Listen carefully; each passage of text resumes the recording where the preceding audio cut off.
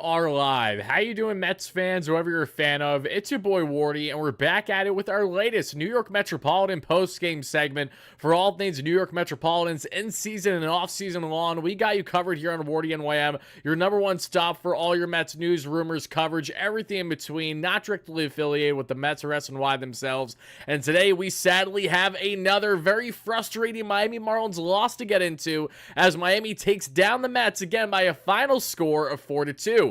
In today's show, I'm going to break down all my key takeaways as we go through things inning by inning, 1 through 9, as we always do in these post-game segments. We are also going to get into a bit more on the pitching front and what certainly wasn't working for Mets rookie right-hander Christian Scott today, which has now opened up the floodgates for more questions raised to this rotation. Should Christian Scott still be a starter in said rotation after another blunder of a short start for Christian? Kodai Senga's return has officially been revealed. We're going to kick off the show by getting into when Senga is expected to return to the rotation. How did he look in his last outing? What can us Mets fans expect from Senga when he does inevitably return sooner rather than later? We'll get into that shortly, everybody. But yes, questions for this rotation are greater by the day. Luis Severino's masterful outing yesterday going 6 shutty further raises on if the Mets should be buying or selling with their current rotation. We're going to get into all the aspects of that, what makes sense right now versus what maybe doesn't, what has changed really since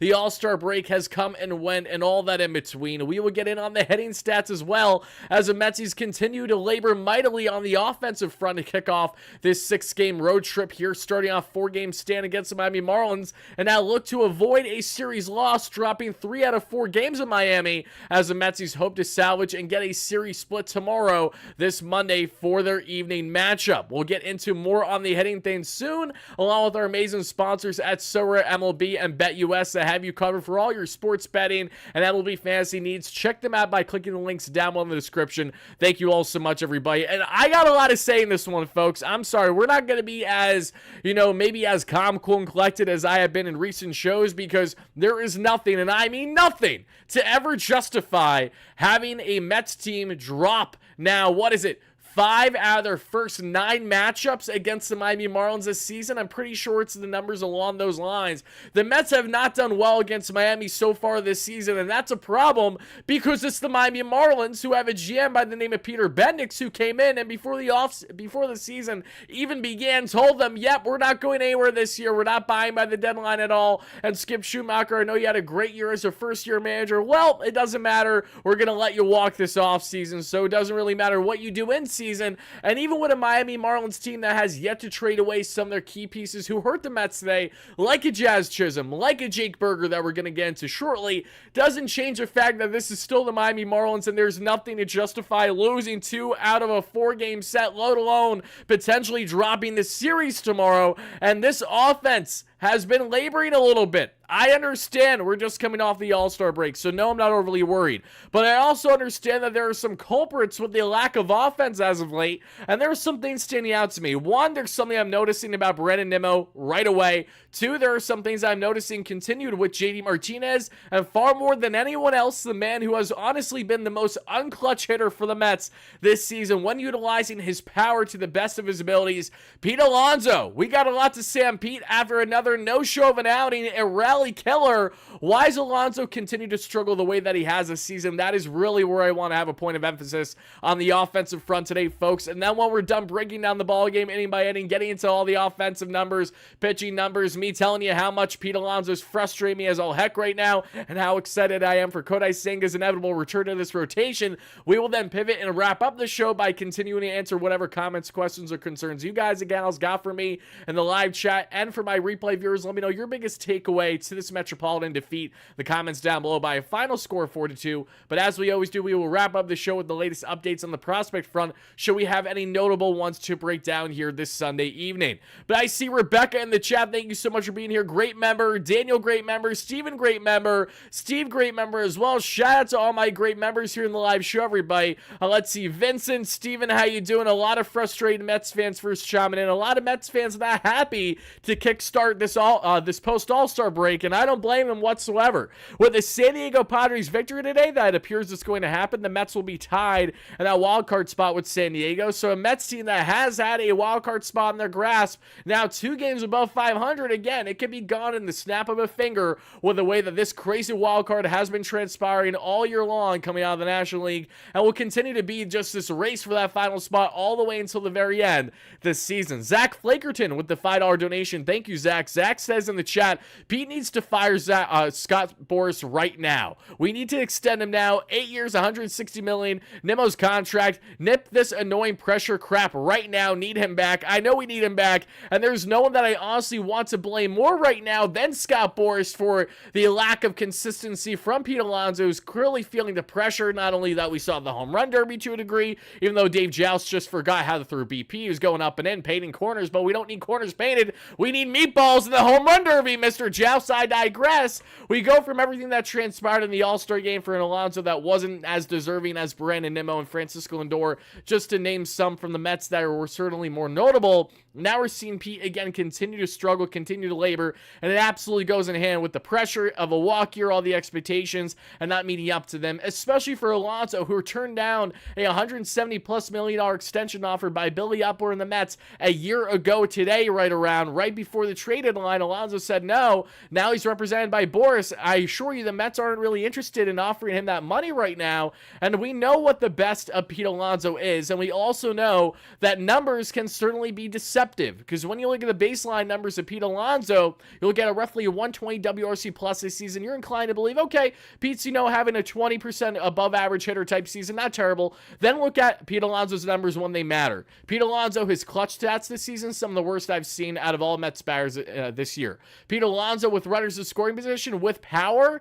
Alonso has 19 home runs this season. Just 3 of them have come with runners in scoring position. So just for some context, some food for thought, if you will, Pete Alonso has been truly one of the most unclutched sluggers the Mets could have asked for this season, and that is a problem. Yes, sign me up with an extension, but no, I don't want Pete at 8 years. I'll be frank. I like the dollars, and I don't really think it'll hurt the Mets long-term whatsoever, and what Cone can do with the dollars and figuring out what is right versus what's wrong. I'd say Alonso doesn't age well, but what I also do know is that in the case of Pete Alonso, he's a guy that is absolutely going to hit the free agent market, and is absolutely a guy that, depending on how the remainder of the season goes, heading into potential postseason play, will have a direct impact, positive or negative, on his future in staying or leaving the New York Metropolitans. Scott Greenwald with the $5 donation says, Scott says, Pete Alonso should have had Kristen Scott at his home run derby. Scott is not ready yet. He's lefty hitters are hitting over 300. Not good. Yep, we're going to talk about Kristen Scott and his struggles today.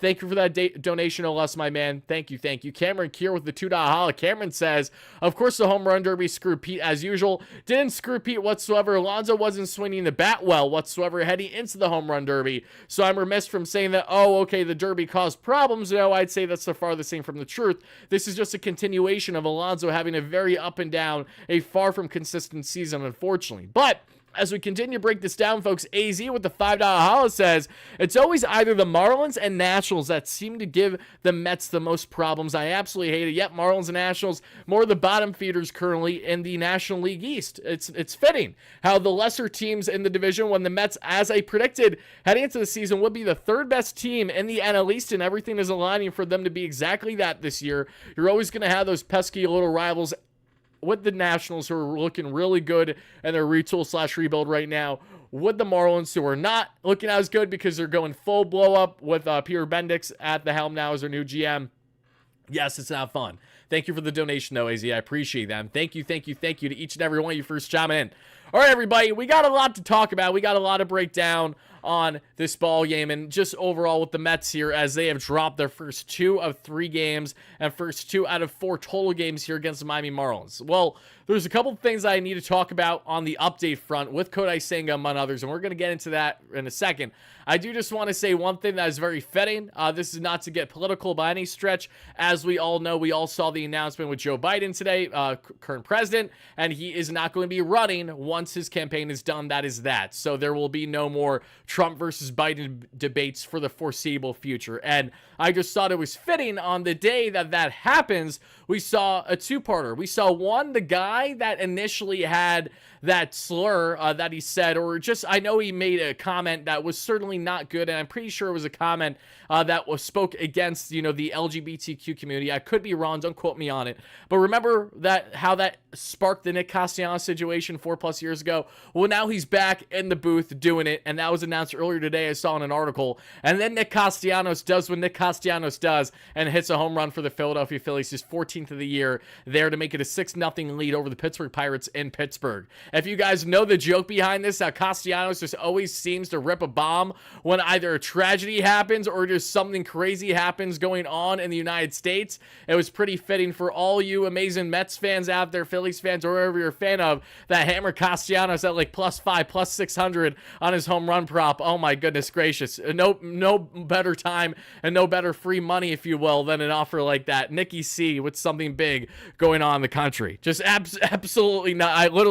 I was going to say that I can't believe this has happened, but I can believe this has happened. This is honestly one of the things that's one of the more scripted things that we have seen in history. Nick Castellanos hitting big bombs when crazy things are going on around the globe, especially in the United States here. But all right, let's get into the updates. Ray, thank you for the donation. I appreciate that. Ray says, always have a post-game show. Appreciate that, Wardy. Good therapy. Appreciate you chiming in, Ray. No matter what, no matter win, no matter lose. The only reason why we weren't here yesterday, everybody, is because I was out of town for most of the day, attending to a family friend birthday, which was very nice. And the Mets won 1-0. And there's really only one true takeaway yesterday, which is absolutely Luis Severino. And I'm going to highlight Luis Severino as we're going to deep dive a bit more on his pitching outing and really showing how his outing yesterday further throws a wrench into potentially the Mets' plans as to what they may do with the rotation leading up to the trade deadline. Not necessarily a bad thing, but again, with each passing start, most of these starters that are expendable, how they perform will directly go in hand with what David Stearns kind of plans to do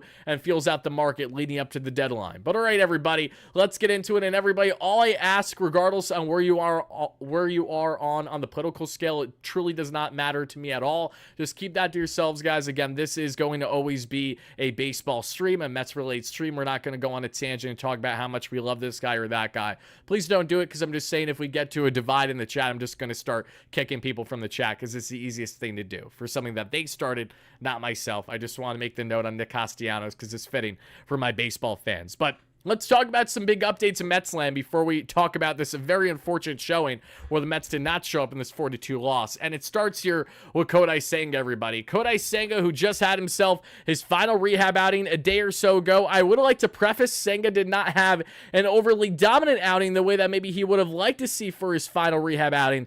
However, Senga did manage to find himself in a position where, if there are no setbacks, Kodai Senga will be back with the Metsies this Friday. Yes, you heard that correctly, folks. Kodai Senga, who pitched, or I think, what was it, 77 pitches, at least, if not 80, that we saw in his last rehab outing. I'm actually going to pull it up right now for you all to make sure that I have this proper, because I know that Senga's last rehab outing wasn't the best that we saw yesterday. I'm pretty sure he gave up 3 or 4 earned runs. Let me double check to make sure that I have exactly what it is here. I know Michael Mayer tweeted about it originally from Metsmerize. Let me double check here.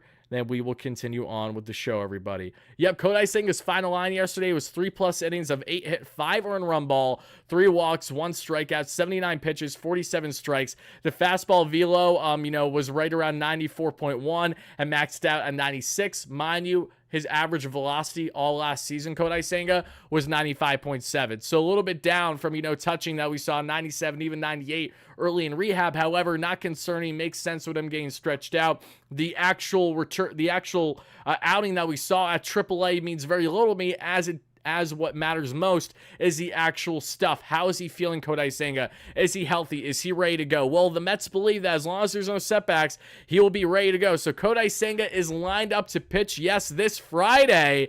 According to Newsday, yep, we just talked about that. Senga did not have an ideal final rehab start, but he will be making his long-awaited, highly anticipated return to this Metropolitan rotation this Friday against the Atlanta Braves. Mind you, everybody, I do intend on hitting a game against the Braves there at Citi Field. Goal right now is to hit Thursday if the weather clears up and is better than what it currently is. So we'll see what happens on that front. But if the weather's okay, planning to hit the Mets versus Braves on Thursday. If not, might hit Kodai Senga's game on Friday. We'll see, but definitely trying to aim for Thursday if the weather holds up and isn't going to give me a hard time going from PA all the way to New York. But Kodai Senga is back and ready to provide some positive production in this rotation for the Mets, and it couldn't come at a better time, truthfully. I was taken back when I saw this news. I did not expect the Mets to have Kodai Senga potentially return prior to it being already the month of August. I did not expect this to happen pre-trade deadline either. However, everything is aligning for that exact thing to now happen. And that has me excited as a Mets fan who saw Kodai Senga finish as one of the best true starters among all starters in the National League last year. Yes, things have definitely changed in the NL starting space from last year to this year quite a bit, with newcomers like Paul Skeens, Jared Jones, among others. However, to have Kodai Senga back as the true leader of the charge in this rotation now opens up a boatload of possibilities for David Stearns, Carlos Mendoza, and this entire Mets front office brass to consider leading up to the trade deadline should Senga look strong in his first start and just continue to ramp up and build from there for a Mets team that will be repping his six-man rotation. AZ, thank you so much for the $10 holla. AZ in the chat says, I think of myself as a man of faith, and there's a drive in a deep left field by Castellanos. It'll make it and it'll be a home run, and so that'll make it a 4-0 ball game. If you know, you know. AZ, thank you for the donation. Love the quote. Greatly appreciate that, my man. If you know, you know. Let's see. Scott sucks he's not ready. Why isn't Budo a starter? Jose Budo is looking fantastic as a stretch reliever right now, and Christian Scott has more of the same problems that we've seen in recent starts with the long ball, among other things. We're going to get into Scott here in a second, everybody, but let's actually waste no more time because of that. I really want to deep dive it all. On Starling Marte, we are continuing to see positive production. Again, he has started to build up with his baseball activities. Marte is finally starting to feel good, and he does believe that it won't be a long turnaround. It will be a quick ramp up for him, as Mendoza initially said, once he got all that pain going away in his knee area. So right now, things are finally trending in the right direction for Starling Marte, and he does expect to get back out there sooner rather than later for the Metsies. So positive update there. On the draft front, the Mets have signed a boatload of their draft picks that we have seen. One that they have yet to sign, however, is their top draft pick, Carson Bench, that they signed in the draft in the first round that we saw for the Metropolitans. They have signed their second round pick, that beautiful southpaw. I think it was a Santucci or something along those lines in pronouncing the last name. They signed a good bulk of their guys that they drafted over the past week. However, Carson's still waiting to be signed, so we will follow that as we do typically here on the channel. And Reed Garrett, who's coming back from his injury that has him on the IL with elbow inflammation. Everything is looking good as he continues to ramp up and thankfully avoided a potential serious injury. And for Reed Garrett, getting nice rest during the All-Star break was huge, and hopefully we'll have himself and Sean Reed fully back in this Mets bullpen sooner rather than later. Sell everyone, says Jason. Jason, unless the Mets completely nosedive from now until July 30th, I'm going to go on a limb and say that is not going to happen, but I greatly appreciate the donation nonetheless, and thank you guys all so much for the donos. Appreciate all the love, folks. I don't know where we are in the like count already, guys, but if you could help us get to 50 likes for our first short-term goal in the live show, that'd be greatly appreciated, and thank you all so much in advance for doing so. But now let's get on to break down this ball game, everybody, because like I said, a lot transpired in innings 1 through 9 in said matchup today. I want to highlight a lot on what worked versus what didn't work for the Mets today. On the pitching, Luis Severino's outing yesterday too, and how this rotation configuration just became a lot trickier now leading into the deadline. Okay, everybody. We got Christian Scott on the bump today that we saw matching up against veteran, not a complete veteran southpaw. He's still young, but already getting a little bit older after having some wishy-washy years. A breakout in 2021 hasn't been the same since the second half of the 2021-2022 season or so. That's Trevor Rogers matches up against Christian Scott, the Metsies here. And in the beginning of the ball game, the Mets are trying to get offense early. Brennan Nimmo gets on via a walk because of course he does. He then steals second base after JD Martinez strikes out, and then Pete Alonso, of course, flies that to end the inning. In the bottom of the first, Jazz Chisholm leads things off with a single, and thankfully the next three batters will be retired from there, including a strikeout on Jake Berger for the young right-hander Christian Scott. In the top of the second, Mark Vientos gets on with a single. That's all she wrote, though. The Mets do nothing else there. Mind you, Luis Torrens got the start over Francisco Alvarez today, which was something to make a note of, because even though that it was more so because Torrens just needed playing time, Scott really hasn't gotten a chance to pitch to Alvarez much at all this year.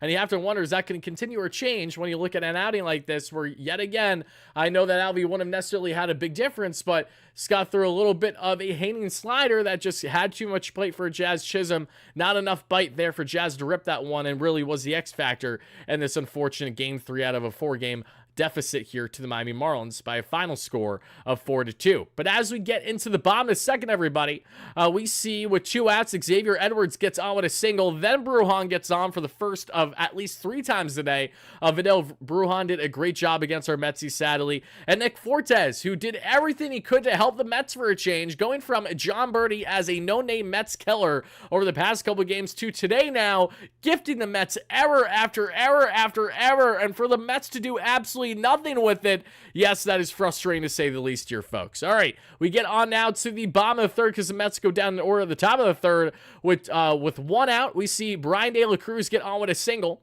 Josh Bell with a walk, Jake Berger with a walk, and then with 2 outs and bases loaded, Kristen Scott gets a huge pop out on Otto Lopez to strand the bases loaded unscathed. Huge Bulldog outing there from Kristen Scott, who works out of his own mess in the third. But again, the continued problems we have seen with Christian were once again at the forefront. Not getting nearly enough bite with those breaking pitches. That fastball, when it's working, it's awesome. Sitting, 93, 94, 95, 96. It has some late rise to it. However, when he isn't getting the bite on the sweeper that he's looking for, when he isn't getting that kind of swing and miss that you're hoping from Kristen Scott, and he is pounding the zone as much as he is, he's going to be susceptible to the long ball. And now Kristen Scott has absolutely struggled mightily on not only the long ball front still, but now is struggling just to give the Mets a quality start. So when the Mets don't have any offense, Kristen Scott has a strong start. Now we're to the point where it's not even Jacob deGrom treatment because Scott didn't even go past 4 innings. So it's not like that this was a masterclass outing by Christian today. It just wasn't a strong one. And this is a problem for the Mets, who are considering trying to trade at least one starter. That may change now. If anything, they may just add. And we will talk about that here shortly. But as we get to the top of the fourth here, Pete Alonso gets his first and only hit of the day. At least one of 2, I should say. Vientos with a single as well. His first of 2 hits on the day.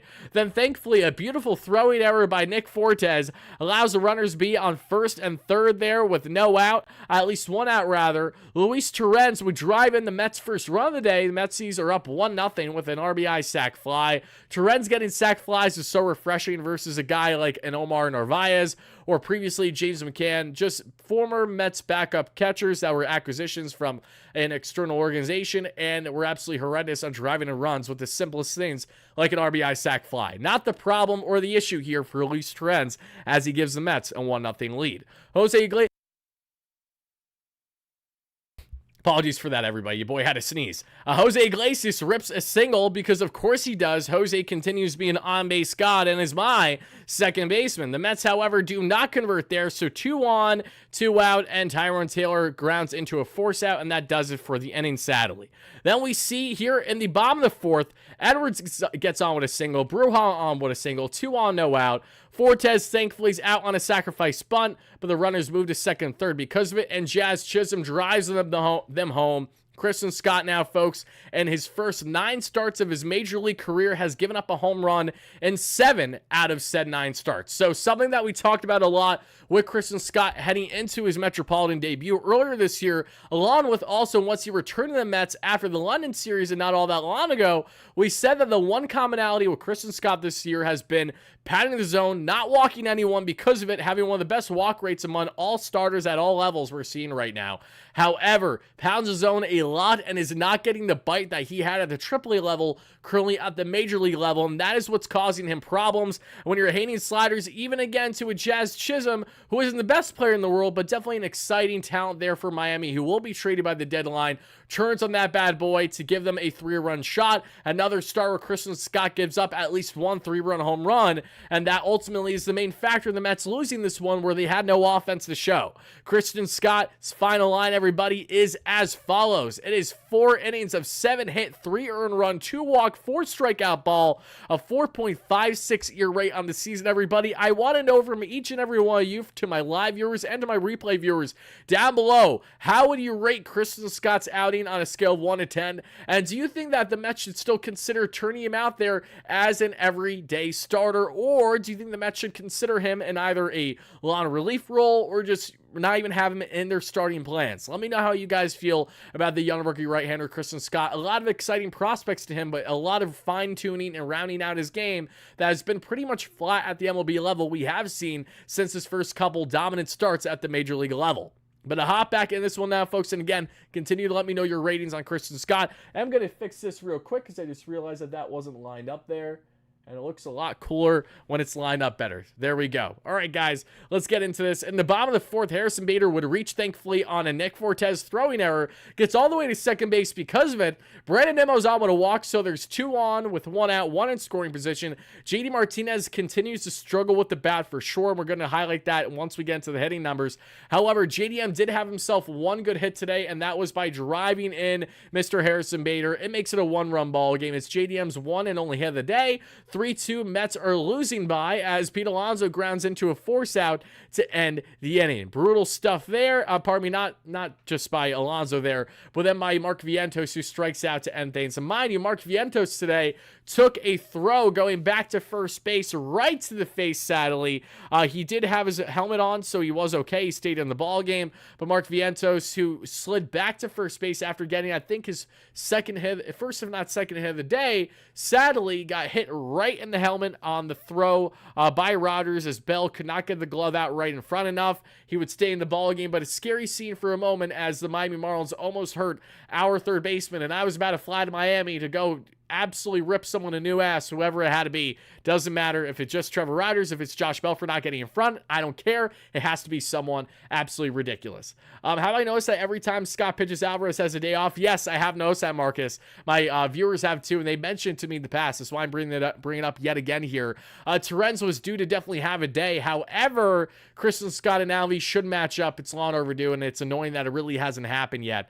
And again, shout out to everybody that's been watching live here on YouTube or on replay as we're breaking down the latest here in Metsland, as the Metsies lose this one by a final score of 14-2. And as we continue to break down this Metropolitan loss and get into the rotation configuration, the offensive future of the season, and everything in between, let's take a look at the following breakdown in this ball game. Nothing else happens in the bottom of the 5th there. After Adrian Hauser comes in, Hauser gets a huge double play ball that we saw too in the 6th, which was a huge out for sure, to make sure that runners don't score there. After it was challenged as well by Miami, Jazz Chisholm would still be called out, which was a very close call there with himself and Alonso. But Adrian Hauser works out of a jam, a 2-on, 1-out jam there to double up Jazz Chisholm, as we then head to the top of the 7th, where Lindor gets on with a single.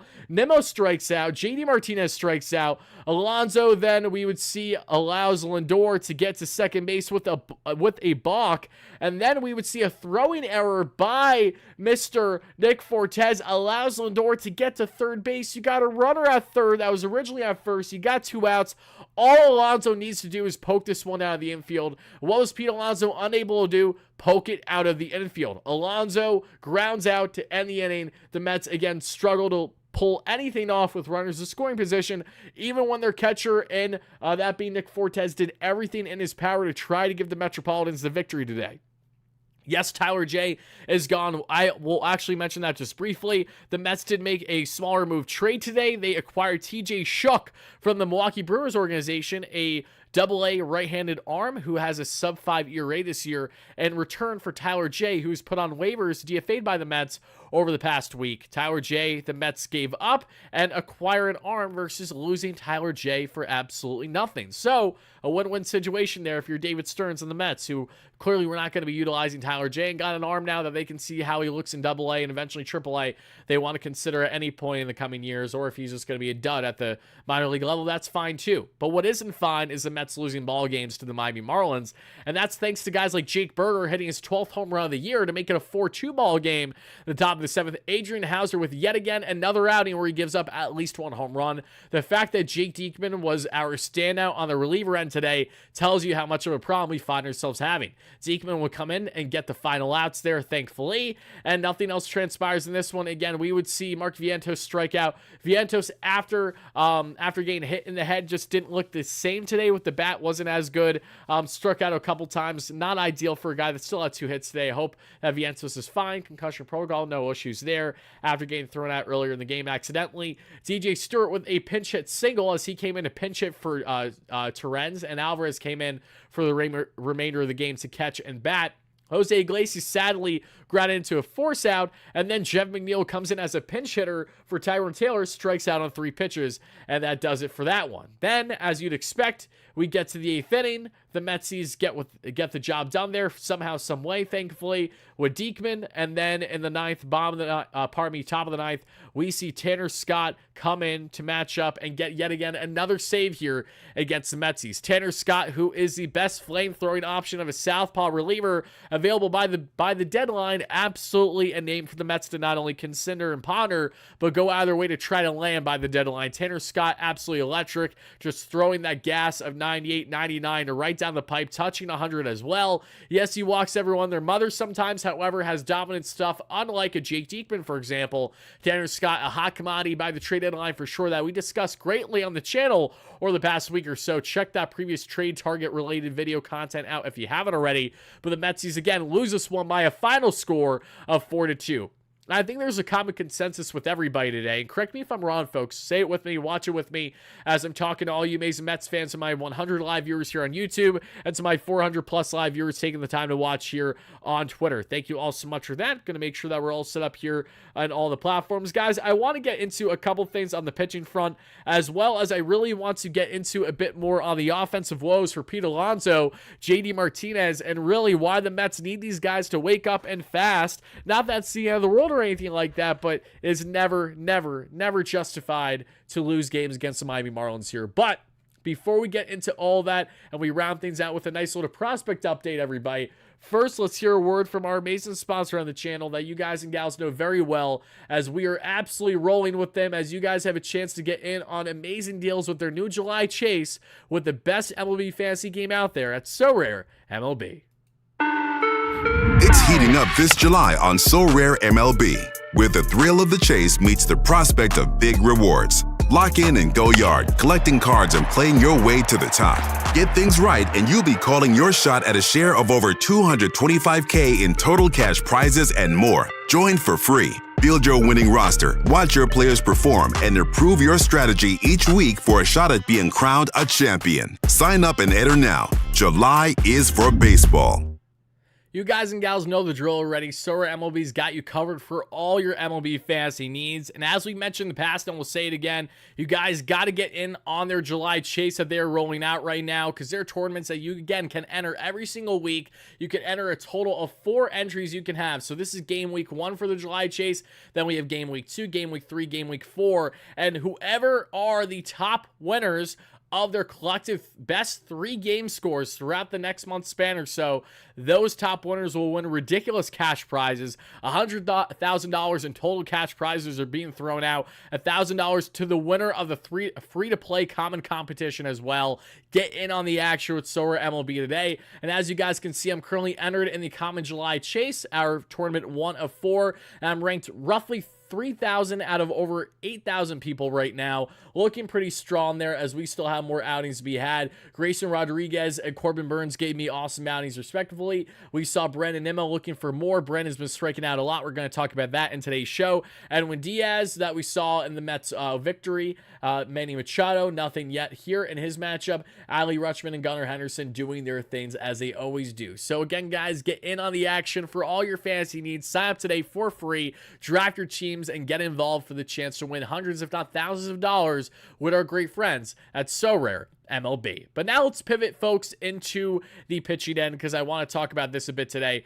I highlighted today's show mainly being about why this is very much so a continued problem with the rotation, as there are now greater questions being raised here. Christian Scott going 4 innings of 3 earned run ball is just not going to get the job done. And for Scott to do this as well against a depleted Miami Marlins team is less than impressive as well. Hope you guys like the new hat, by the way. I've been rocking that. Saw it the other day. It's literally a baby Mr. Met, and it says Shea Stadium on the side. I looked at my son Shea and said, yep, that is exactly what I need in my wardrobe right now. So I hope you guys are enjoying that. But a reel back in this one for a second, folks. Christian Scott, what didn't work today for him were honestly quite a bit of everything. This was not, again, one of those starts where, oh, Scott was really unlucky. No, this was honestly one of those starts where you could argue Scott was kind of lucky, actually. And to break it down a little bit further here on Christian, again, four-seam fastball, 48% of the arsenal, topped out 96, sat 94, slider, topped out 89, sat 88, sweeper topped out 84, topped out 83, splitty topped out 86, sat 84. And when we look at the swing and miss stuff today too for Scott, just not a lot. You know, four-seam fastball 33% of the time, doesn't get a lot of bite on his fastball to begin with. He's usually looking for that slider and that sweeper to help in the swing and miss, especially that sweeper. And the sweeper had a whopping 0% swing and miss rate today. Slider had a 27% whiff rate, however, not whiffed on that Jazz Chisholm 3-run home run that costed the Mets in this 4-2 loss. For Christian Scott, it's a couple things. This is still a guy that during his time with the Florida Gators was a reliever, so he's being stretched not all that long ago. You know, a pro that's a reliever turned starter, like what we're seeing to a higher magnitude right now. Seth Lugo, right? Lugo going from a starter, a reliever, now back to a starter. Speaking of the devil, shout out to Seth Lugo, who had a masterful outing today, a complete game shutout against the Chicago White Sox, or at least a complete game. I think he only gave up at least a run. Fantastic stuff for Seth Lugo. What a revelation of a story for a guy that bet on himself, and it's paid off since then with San Diego and now Kansas City. Wishing him the best. But Scott, one, he's still on a pitch limit to a degree for the Mets right now. They don't want him going overly high in the pitch count. They don't want him consistently throwing 90 to 100 out there whatsoever. So you already have some limitations with Scott. You know that he's a rookie. You want to make sure you don't deflate his confidence all that much.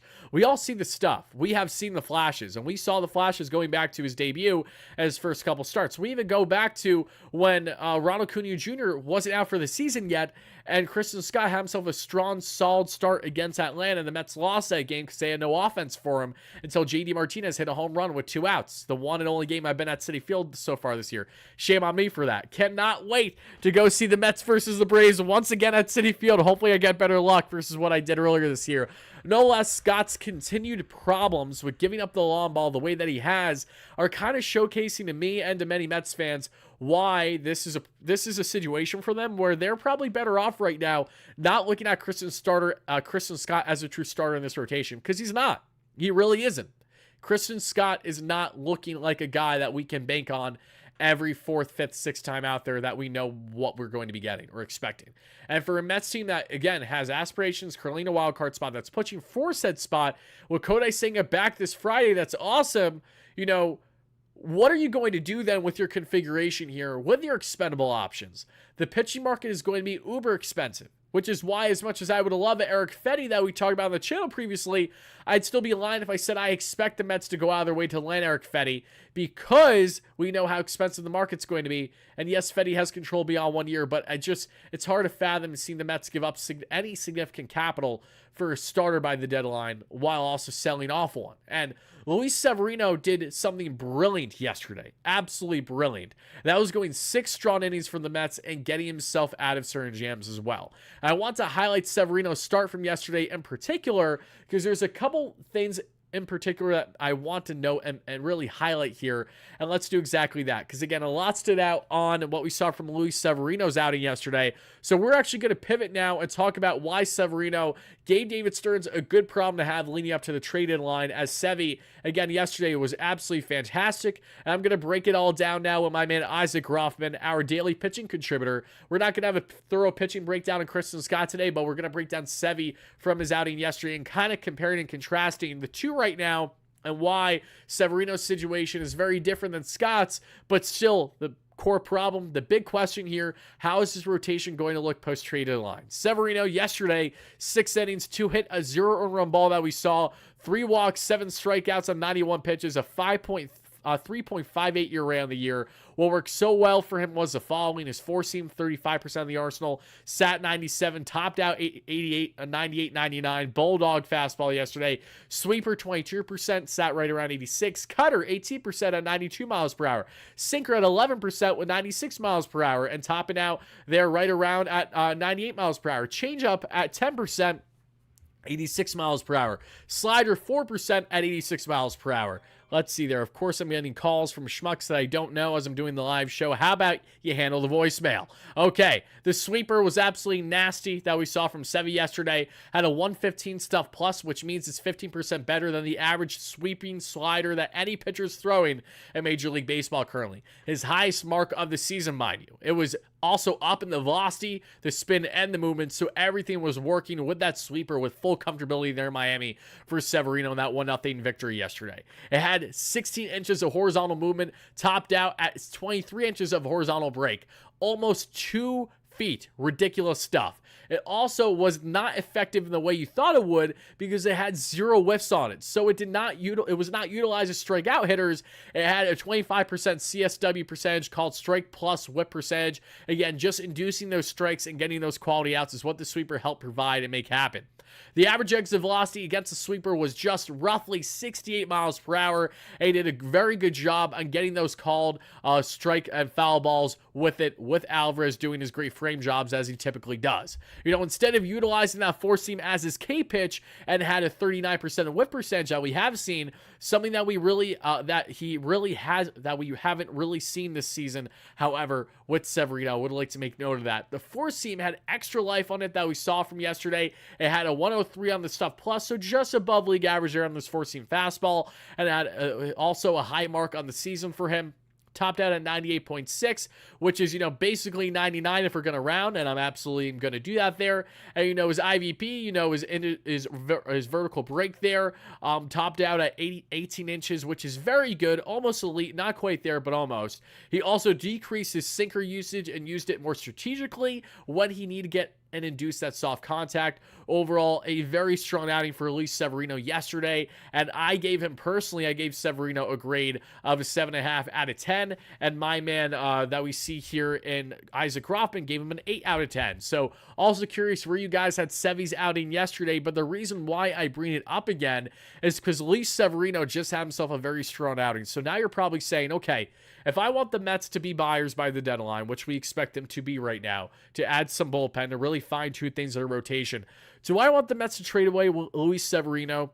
Right now, all things are pointing towards a Jose Quintana being the odd man out of the expendable group, if you will, of starters of himself, Sean Manaea, Luis Severino, just to name a few. However, Sean Manaea also did himself 0 favors, giving up 5/5 in his last start as the Mets lost 6-4 against Miami in the start of this series. So you also have to wonder, okay, after a start like that from Sean, does that waver, does that dictate things at all for David Stearns and his viewpoint on this rotation?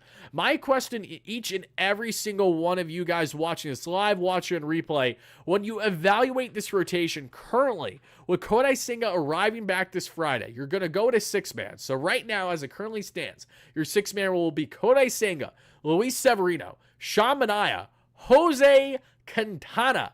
Why am I blanking then? Christian Scott, and there's one more, David Pearson. That is your 1 through 6. Tyler McGill, Joey Lucchesi on the outside looking in, stored in AAA if you want to consider. Then you also have your internal options that the Mets are not going to really utilize anyone in the farm right now. The only guy I could see them utilizing would be for the bullpen. That would be the flamethrower and Brendan Sproat. Don't see him being utilized as a starter this season, however. I do see the Mets putting themselves in a spot where when you look at that 1 through 6, I don't foresee that to be the Mets 1 through 6 post-trade deadline. I don't think you should either.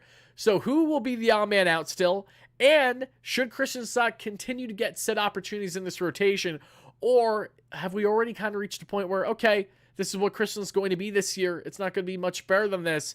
So let's now try to pivot elsewhere and consider either more internal or external options. It's a great question that we find ourselves landing on, Mets fans. I want to know from each and every one of you where you stand on the front of the rotation and how to go about it. Because for me personally, I think one of Quintana or Manaea can definitely be dealt. That can be had where that makes sense to better the bullpen, rectify things a bit for a fellow contending team that's maybe a more desperate need of a true 5-starter. However, I don't love the idea of trading any starter if you have glaring holes or glaring question marks with said rotation leading up to the trade deadline, where you're not going to address it enough externally and you're thinking internally. That's a problem that I have as well. So just things for you guys to definitely ponder and think about. It's been fun to watch and definitely interesting to evaluate with Manaea faltering in his latest start, with Sevy thriving in his latest, and Christian Scott continuing to be Christian Scott, where he just hasn't been all that great, that terrible, but nothing that's really going to wow you, and nothing that's going to really suggest that he should be given every opportunity out there right now, with the potential detriment it has against the Mets if they don't have the offense to show up. It's a good question for sure. When do we see Alex Young? Great question as well. Alex Young, I'm not sure when the Mets plan to utilize out of their bullpen, as we discussed, as the Mets acquired the veteran southpaw option from the San Francisco Giants over this past week. I do expect Young to be considered at some point over the next week. I'd be lying if I told you I knew exactly when. Hopefully sometime in either the Yankees series or the Braves series, when there is a transaction made, is when we'll see that happen. Especially if Danny Young's next outing is not ideal, or say he pitches more than an inning, then that'll be further reason as to why you want to consider sending Danny Young down then, and then considering your option that you just traded for in Alex Young, who definitely, in my opinion, has better stuff than Danny Young and has a greater likelihood of having success at the MLB level with what he currently provides as a lefty reliever. That's the main problem, Wardy. We can't give someone up just to create another potential hole in the rotation. I agree with you, Scott, 1,000%. And that's why these questions, again, are bigger by the day with this Mets team. And speaking of having questions with this Mets team, we talked a lot there on the pitching. Now let's take a moment and pivot a little bit here, 2 seconds, on the offensive end. Because Rebecca in the chat is saying, Wardy, do you think Iglesias would be able to handle hitting third in the batting order? Iglesias can handle hitting anywhere in the batting order for sure, but I just don't see the Mets doing that drastic of a jump to the lineup yet unless they feel it is warranted. They don't feel it's warranted right now, I assure you. So they're going to continue to roll Iglesias in the bottom half of the lineup as they have been typically doing this season, barring any changes. And Jose Iglesias has been playing absolutely tremendous, like awesome stuff. Again, continuing to tear the cover off the ball, heading for both contact and power at times is Iglesias, with 389 average and 1,000 OPS this season. Jose Iglesias is literally one of the best contact hitters in all Major League Baseball. It's been such a treat to watch him this season. But there are 3 things I want to touch on with you all today that have to do with the offense and their woes. First, I'm going to just speed run all the offensive numbers for the team right now, and I'm going to get into the details I want to share with you all. Francisco Lindor, and then we will do a quick farm report, and then we'll wrap up the show. Won't be too long-winded today. I know we have our evening game tomorrow to wrap up the series. I know very little are even going to want to watch this. To my roughly 700 concurrent viewers, thank you all so much for smashing that like and subscribe on it if you haven't already. To my live viewers on YouTube, to my 100+, help us get a 50, if not 100 likes. Thank you all so much in advance as we can continue to break down this unfortunate loss for the Metsies, as they falter again by a final score that we see there of, yes, 4-2. Francisco Lindor 1 for 5 today, 253 average, 780 OPS. Brandon Nimmo 243 average, 803 OPS. JD Martinez 260 average, 789 OPS. Pete Alonso 1 for 4 with the runs scored. We saw JDM with the RBI, obviously. Alonso down to 239 on the average and 766 on the OPS. Mark Vientos 2 for 4 that we see there with a 292 average and an 887 OPS. Luis Torrens 0 for 2 with an RBI, 273 average, 844 OPS. DJ Stewart was 1 for 1 going to Oppo as he pinch hit for him. Probably one of the final times we may see DJ hit for the Mets, as he's a guy that should not be on this roster post-trade deadline at all. He should at minimum be sent down to AAA with how things are configuring at the moment. And yes, I do think you should consider someone externally to add to the outfield/DH option, not named JD Martinez, that we talked about outside of Jesse Winker, and we'll be talking about more of this week as we have more individual video content on the trade rumbling front, because we're going to talk about some outfielder options this week that do make a level of sense for the Mets, some more than others, but we will break them down. If you haven't checked out my reliever breakdown, everybody, please make sure you do. I've already spoken about 8 different reliever options for the Mets to consider leading up to the trade deadline, 2 of which are in our first trade target video that came out over the past week, 6 of which are in our latest video. So check out both of them in case you haven't. Thank you so much. But Alonso, 239 average, 766 OPS, as we mentioned. 1 throw to DJ Stewart. Alvarez didn't get an at-bat, but a 289 average at 822 OPS. Alvy had the Mets one lone RBI yesterday, and their 1-0 victory. Jose Iglesias, 2 for 4, as we mentioned. Tyrone Taylor, 0 for 3, 224 average, 653 OPS. Strong defense in right field, but a far from strong bat today that we saw from Tyrone, who could not handle anything that Rogers or anyone else is really throwing at him. Jeff McNeil, 0 for 3, striking out on 3 pitches, coming in as a pinch hitter there in the 8th. And Harrison Bader, 0 for 4 with a run scored, 264 average, and a 710 OPS. In the case of Jeff McNeil, 220 average, 612 OPS. Keto, how you doing? Great member. The cleat issue was BS. JDM is going through something. Perfect transition into JD Martinez, everybody. Let's do that. And you know what? A website that I haven't used nearly enough this season. I used it a lot in 2022. I didn't use it much last year, but let's get back into using it a bit more. And I actually am going to give a free shout out, if they're watching this, to Mets Muse on Twitter. A nice Twitter account going on right now that you guys know with the Stat Muse accounts that people do for all different teams and players. There's a Mets Muse account. I already interacted with them one-on-one. Great kid, doing a great job of building up his socials and talking all things Mets. Not talking, but at least, tweeting and building his social following. And that reminded me to utilize StatMuse for when I want specific stats since certain dates. And, I looked up JD Martinez's stats since July 2nd, pretty much since the whole ankle issue started with the shoes being too tight and not getting them in time. Since July 2nd. And I don't know if this accounts for today's game. It may not. I don't believe it does, actually. Yeah, it doesn't. And that's... Actually, no, it does. I'm wrong. JD Martinez, since the cleat situation, the cleat debacle has begun, JD Martinez has a 178 batting average with just 8 hits, 3 RBIs, and 5 runs scored in 13 games throughout that span. So, just for some context, that has been now 3 weeks of JD Martinez just being pretty much ass, just being in a slump, not being great for the most part. He had his hit today, which we appreciate. Now, to show you why JDM and Alonso have been paired, it's because of the following.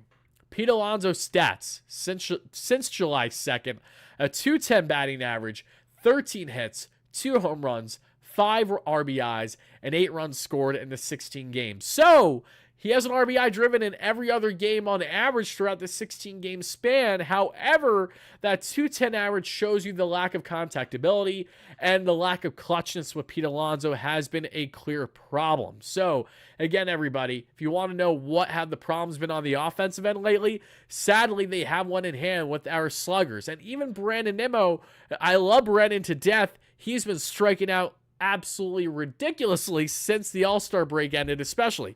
This Miami series, he's just swinging and missing at a lot right now. And I expect that to change with Brandon for sure, but Nimmo is also, again, another one of these guys where he can be so red hot and absolutely kill it and carry it the way that he's carried the Mets in many ways in part this season. However, when he gets in ruts too, he's doing things that we haven't seen in recent. I shouldn't say that. Nimmo has had a strikeout problem over the past 2 years, so I'd be lying if I said he hasn't had those ruts at times, because he for sure has. 876 OPS for Pete throughout the past 3 weeks. Yeah, not gonna get it done at all. Cherno with the $2 donation. Cherno says, not soured on Scott, but the constant bombs, man. Yep. That's where the frustration lies, for sure. And that's definitely something that needs to change, absolutely. And just to show you the difference, since we'll stay on the topic of it being like a 3-week span for JD Martinez, Pete Alonso. And now let's talk about guys that have been standing out, at least on the offensive end, that have been carrying their weight. Francisco Lindor, what have his numbers been like since July 2nd? Because, again, we're just going to call it since the cleat situation. 288 average, 17 hits, 4 home runs, 12 RBIs, 10 runs scored in 16 games. Bulldog. Love that. Then we're going to take a look here at Mr. Brandon Nimmo. Let's take a look at Brandon.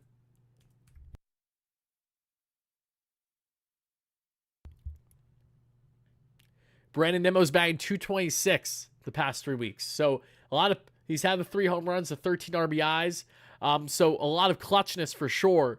And speaking of clutchness, everybody, this leads me to my greater point. And this is something that I actually may turn into a separate video in the coming days, or it will really depend on how much worse this gets with Pete from now up until the deadline. And really over the next week is what's going to dictate my talk on it for sure. Richard, thank you so much for the kind words. I appreciate that. Really, really means a lot, my friend. Improved significantly over the last few years. Thank you for the kind words, Richard Soma in the chat. Sama, Potato. Appreciate the love, no less. But as we get back in this one, everybody, and Straight Talk, happy to have you. Great member as well.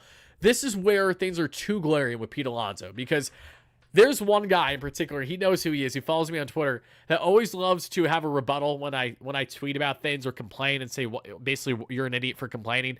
Pete Alonso, a 119 WRC+. Plus. It isn't that bad of a problem. Yeah, Pete Alonso with 19 home runs and 40-plus RBIs this year is great. On the baseline numbers, they're not terrible. But what is terrible is everything that I'm about to tell you right now. Pete Alonso with runners in scoring position this season, folks.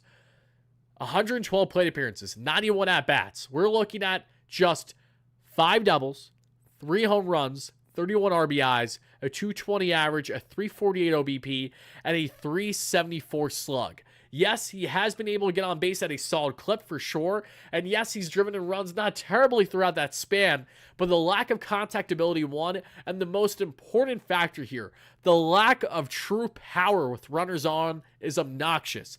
Absolutely obnoxious. You're telling me in 112 plate appearances, Pete has just 8 extra base hits in that span, and 3 of them are home runs. Guys, 16 of the 19 home runs that Pete Alonso has hit this season have been solo shots. He has not had a runner in score. Scratch that. I'm wrong. Scratch that. That's not true.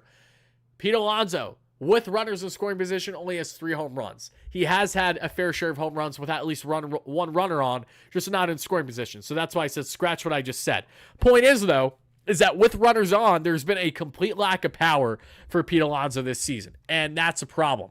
When we get into the clutch stats here, all available baseball reference for you guys to look at, should you wish, these stand out. With 2 outs, runners in scoring position, not horrendous numbers by Pete, but not the best, not nearly what you're looking for from Alonso either. 2 home runs, 13 RBIs, 243 average, 333 on base percentage, 432 slug, a 766 OPS with 2 outs and a runner in scoring position. So honestly, not terrible numbers there. They could be a lot worse. This is where things get a lot worse. Late and close this season. Late and close ball games. For Pete Alonso this year, 143 average, 304 on base percentage, 286 slug. In tied ball games this season, Pete Alonso has a 182 average, a 270 on base percentage, and a 364 slugging for a 634 OPS. When they're within 1 run of a ball game, he has a 200 average and a 651 OPS. Within 2 runs of a ball game, a 213 average and a 669 OPS. Nice. Within 3 runs in the ball game, 221 average, 697 OPS. Within 4 runs, a 225 average, a 726 OPS. And folks, this is where we have the biggest problem of all. A margin of 4 runs or more. So more than 4 runs that the Mets are either down or, in that type of frame of a game.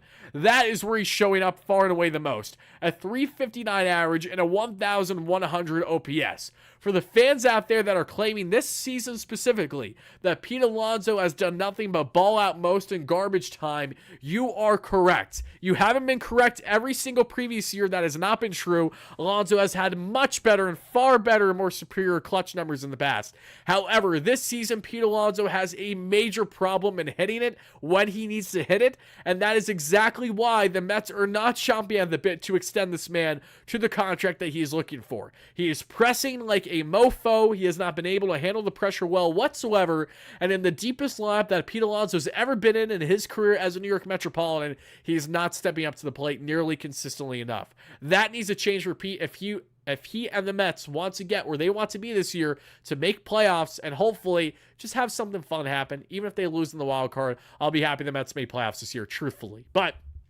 that's what I have to say there on Pete Alonso. Yes, those numbers are crazy. I had to double check because I was like, I haven't looked at these baseball reference numbers in a couple weeks, and they have just nosedived completely, especially in just the gap. Again, simply put, when the Mets are ahead in ball games this season, Pete Alonso has a 218 average and a 666 OPS. when the Mets are losing ball games. Pete Alonso has a 319 average and 1,000 OPS. On one hand, it's good to see Alonso stepping up when they're losing, trying to bring us back in it. However, a lot of those numbers are bullshit because it's been late in the ball game when the Mets were for sure not winning, and then we see that 8th inning home run hit. Sadly, when it comes to the narratives, they have been more accurate than ever before with Pete Alonso and his lack of clutch gene that he has in his body. And that's something that, again, we can argue about all we want, but numbers don't lie. In the case of this, yes, you can look at that OPS plus all you want and say he's been above league average this year. He has, but he has not been the hitter the Mets and us fans have been hoping and expecting him to be at all this season. Now, everybody, we're almost at the hour mark, so before I let you all go, let's break down the latest in the prospect land, and let's get into anything and everything that is happening in the Mets minor leagues. What is going on for the mini Mets, baby? What's going on in Syracuse? What's going on with the Rumble Ponies? What's going on in Port St. Lucie? What's going on in Brooklyn, baby? Let's talk about it. Let's get into it, and then we're going to wrap up the live show. For the Rumble Ponies, folks, let's see here. Did their game finish? How did they do? Can I find them? We'll give it a second. Drum roll, please. I can't find it, so we're going to look it up this way. Syracuse Mets box score. We'll start with Syracuse, and then we'll go from there. They should sell. They are not a playoff team. Why not get something for guys that won't be here next year? Because the Mets have played well enough this year to warrant buying by the deadline. They played well enough to buy into this offense, especially. It's the pitching where we've had an issue, and it's slugger and Alonso's lack of consistency where that has stuck out like a sore thumb at times. Oh, I'm actually really excited to get into the farm report today, guys. Oh, baby. Oh, hell to the yes. Sign me up and slap me silly. I don't even know what the hell I'm saying right now. Slap me silly, baby. Mets lost 4-3 today for the Syracuse, 1-4-3 rather for the Syracuse Mets. A lot of key takeaways here. Thomas in leadoff, 3 for 5. Luke Ritter, 1 for 5 with 2 RBIs. We see Pablo Reyes, veteran, infielder, 3 walks. Nothing else really on the offensive end. We see Luis Angel Cunha did not get the start today, a rare off day for him. But on the pitching end, Dominic Hamill went 4.2 innings of 2 earned run ball, 2 walks, 5 strikeouts, 6.49 ERA on the year for Dom, who unfortunately, like Mike Vassell, has struggled to kind of find consistency at the AAA level. Vassal's found it more as of late, however, not the case here with Dominic each time out there. Josh Walker, who is definitely a southpaw option for the Mets to consider at times when they need him in that bullpen, with a sub-3 AAA ERA this year, pitched a scoreless inning. Max Krennic got himself 1 out today and gave him 1 hit with a sub-4 ERA. The diehard Mets fan who balled out in spring trading. Shintaro Fujinami, everybody, with yet another scoreless rehab outing, folks. Shintaro, 3 up, 3 down, and did not strike out anyone. But the most important note I have for you all is not just Shintaro Fujinami, but it is Mr. Matt Gage. Matt Gage, who the Mets acquired from the Dodgers a week or 2 ago. Southpaw reliever that the Mets will consider to call up at some point. He has yet to give up a run here with the Metsies in the minors. He's been great all year long in many ways. We see here from Matt Gage that he had himself a big save in the 4-3 victory. Had himself given up 1 hit, but that's all she wrote. Shintaro Fujinami, everybody. To further explain how his rehab outings have been. Again, they have been looking good, folks. Not that production value means everything in rehab outings, because it does not at all. But if we take a look at since starting his rehab, Shintaro Fujinami, these numbers are strong, right? Okay, first game back, July 2nd, he has himself a scoreless outing. July 5th, still with the Rumble Ponies, scoreless outing. July 11th, first outing with the Syracuse Mets, he gives up a run, 1.1 innings of 1 earned run ball. July 14th, scoreless outing.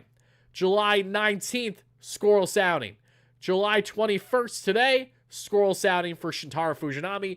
So Fujinami, who has now pitched in 1, 2, 3, 4, 5, 6 games since ramping up in his rehab, has allowed 1 earned run throughout that span, and that has been over a total of 1, 2, 3, 4, 5 1.2 innings. So pretty good, pretty good. And I'm actually really happy to get into the minor league reports here, because the Matt Gage is a guy that I really want to see considered for this bullpen sooner rather than later. Shintaro Fujinami is absolutely going to get the call, just a matter of when, not if. So good stuff there for the Metsies at the AAA level. So now hopping into the AA level, what happened with the Rumble Ponies today, everybody? Let's take a look at exactly that before we wrap up today's show. Dominic was fantastic at lower levels. He was. Again, him and Vassal alike, just guys that have not been able to properly adjust to the AAA level. And speaking of a guy that has been absolutely dominant this year in the minor leagues, however, not so dominant today, had a little slice of humble pie for us Mets fans that have been drooling over Brandon Sproat. Brandon Sproat Brandon Sproat did give up 3 earned runs over 4 innings today. 2 walks, 6 strikeouts, a 2.41 ERA that we see currently for Brandon Sproat, the best flamethrower of an arm that the Mets currently have in the minor leagues at the moment.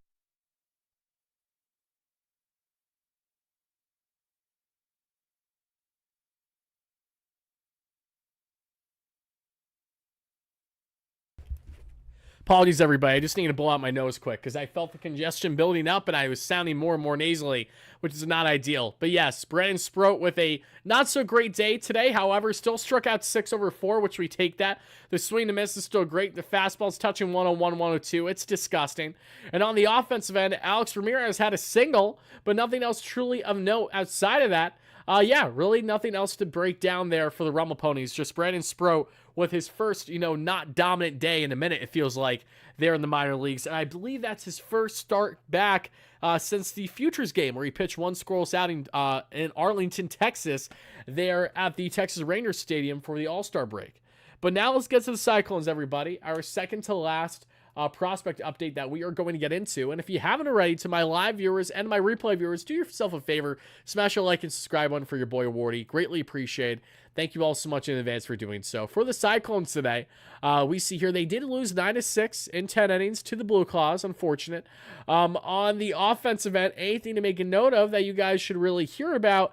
Nothing standing out for the most part, actually, because we didn't even have our boy Nick Morabito in the lineup today. So if Nick Morabito ain't playing, I don't really care all that much from what we see at Brooklyn. So let's now head to Port St. Lucie. There's really one guy at Port St. Lucie on the offensive end that we're trying to see break out, and that is last year's first-round draft pick and Mr. Colin Houck, who was drafted coming out of Braves country, and he has not been doing good in his first year in the pros, funny enough.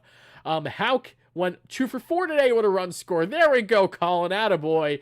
212 average, 620 OPS on the season. Yeah, hitting is pretty much where things go to die if you're in Port St. Lucie, or many times Brooklyn.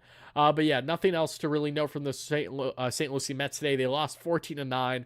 Nothing to make note of on the pitching end either. That's really going to about do it, everybody. So I want to thank you all so much for watching and listening live on a replay. I shut the game off at the top of the 5th, and I just made the right choice. And I made the right choice since KC. You did, unfortunately. Team just looked dead and then offense and didn't trust the bullpen for sure. Yep, yesterday was one of those games outside of Severino's brilliance. There was truly nothing to talk about, which is what made it easier for me not to have the discussion. But today was a start that really changed a lot for, I think, a little bit on the viewpoint of the rotation for David Stearns. When evaluating Kristen Scott, Kodai Senga's inevitable return now officially going to be happening this Friday, barring any changes. And an update on my end, as long as the rain will not be there Thursday the way it currently looks, I do intend to hit Citi Field this Thursday, everybody. So either Thursday, maybe Friday, I am planning to hit Mets versus Braves. We're going to have an electric time. We're also doing a huge coverage for the Subway Series. I'm going to cover both games. We're going to be doing, if not a series preview, then at least pregame coverage for Game 1. Myself and Patrick Hennessy, my co-host of Bridging the Gap podcast. Pat will also join me for one, if not both, postgame shows. And then we will also be doing a Yankees and Mets trade deadline preview show, either right after the conclusion of said series, before the Braves series picks up, or it'll be happening after the Braves series sometime, next week. But I think it'll happen later on over the next week. So be on the lookout for it, everybody. Thank you so much for the kind words, as always, and we will be talking again real soon. Until then, have a fantastic rest of your night, day, evening, whenever you're watching this. And this is your boy, Wardy,